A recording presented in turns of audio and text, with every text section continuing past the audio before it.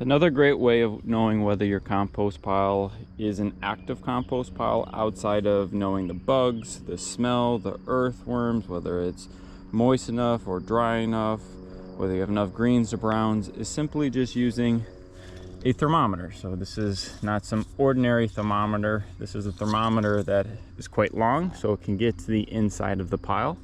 And this one is a specific compost thermometer that you shove into the middle of it. And then depending on whatever the temperature is, it tells you at what stage you are in your composting. So right now I'm not I'm not in the green, and that's simply because I just flipped this pile. So it needs to reestablish itself. So tomorrow we'll be in the green, but right now it's about 70, 75. The temperature outside is in the 60s.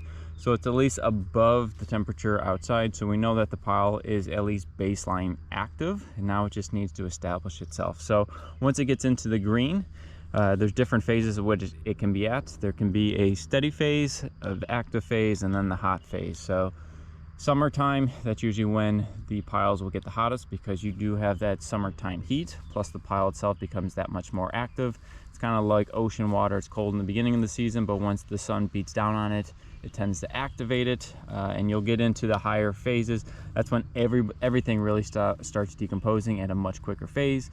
The seeds, everything that's in there, everything starts breaking down, and you really start making progress, and then you sustain that into fall.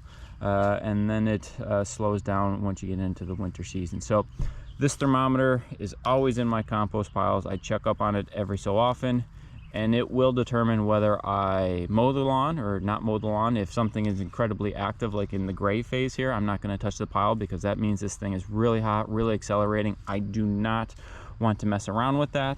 I want biology to do its thing.